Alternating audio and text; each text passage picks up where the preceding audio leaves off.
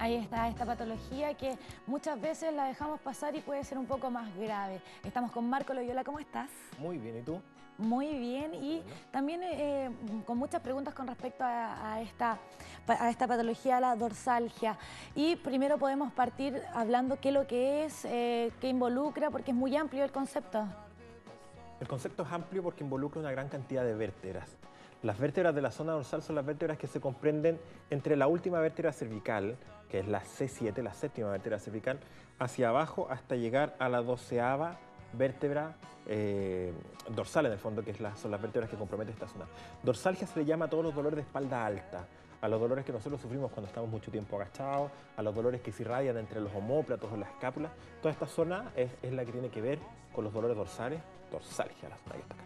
Y bueno, cuando nosotros hablamos de una dorsalgia, ¿cómo se provoca esta patología? ¿Cómo también la podemos reconocer?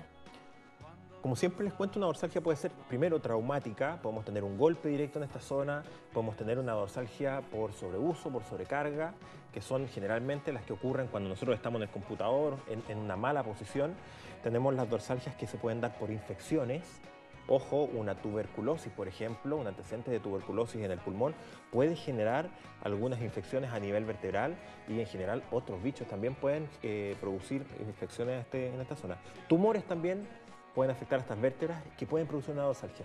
Entonces, ojo, la dorsalgia puede ocurrir por diversas cosas. Entonces hay que tener mucha precaución a la hora de poder evaluar una dorsalgia, porque si es un tumor y hay una vértebra que está más blandita, que se puede colapsar fácilmente, hay que tener cuidado.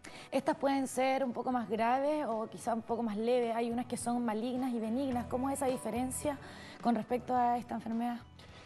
Cuando un tumor ataca las vértebras, es conveniente que el médico primero tome exámenes imagenológicos para saber la cuantía del tumor, para saber si existen otros tejidos que están siendo afectados, y eso lo logra ver con imágenes. Pero luego hay que tomar una muestra, hay que hacer una biopsia, hay que puncionar esa zona, hay que abrir esa zona para extraer un trozo del tumor para poder mandarlo a biopsiar y saber de qué se trata. Entonces, esto es algo que yo siempre les digo a la gente: tenga cuidado cuando vaya a articularse la espalda. Si va a hacer alguna técnica articulatoria, estas técnicas que suenan, hay que tener ojo. Si tiene un tumor y hay una vértebra que está colapsada, que está reblandecida producto del tumor, podemos provocar alguna fractura de hueso patológico o una fractura producto de un tumor. Entonces, por favor, no vaya a nadie que no sea especialista para poder manipular su espalda. Marco, ¿y cuando hablamos de una dorsalgia funcional? Porque hay distintos tipos, pero generalmente la funcional es una de las más recurrentes.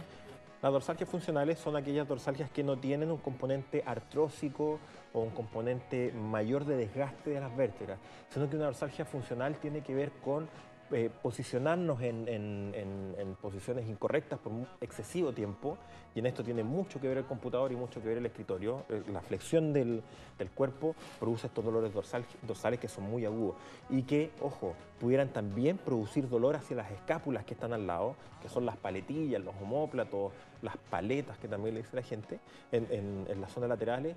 Se puede producir dolor en esta zona y pudiera ser de columna. Siempre le comento a mis alumnos: antes de tratar las zonas laterales, tenemos que tratar la columna para eliminar los dolores que tenga la columna y después ver si es que eso están afectando a los tejidos que están circundantes. Bueno, estabas nombrando algunas enfermedades también respiratorias que tienen que ver con esto. Podemos hablar detalladamente cómo afectan de repente la tos, la misma tuberculosis que hablaste, que puede producir un dolor y una molestia en la espalda y sobre todo en este sector que son los dorsales. Sintomatología en la zona de espalda es variada, por eso es que es bueno discriminar de dónde viene el dolor. Los dolores se manifiestan de distintas formas: dolores eléctricos, dolores cansados, dolores agudos en posiciones determinadas. Nos va dando señales de qué es lo que está ocurriendo en la espalda. Efectivamente, un cuadro de neumonía, por ejemplo, puede producir dolores en la espalda y puede producir un dolor referido. ¿Qué quiere decir referido? Que ocurre principalmente el daño en el pulmón, pero estamos sintiendo un dolor que se está manifestando en un tejido que no es necesariamente el pulmón.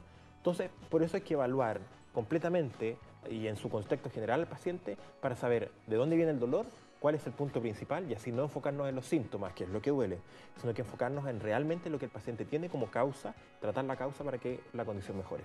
Oye, también una de las causas son estos reflujos que también están derivados a lo que es esta patología.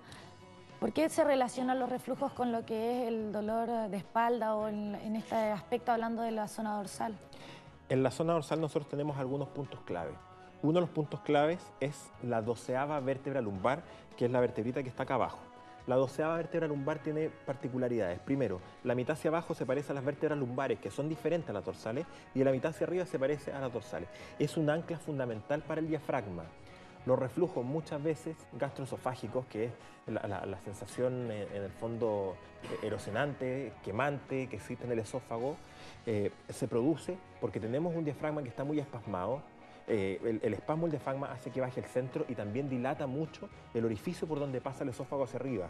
Si este orificio está muy abierto, entonces es muy fácil que el estómago elimine parte del contenido y provoque estos reflujos. Es importante tratar esta charnela o este segmento cuando nosotros tenemos reflujo, porque es un pilar importante donde el diafragma se inserta y se deposita para cumplir su función.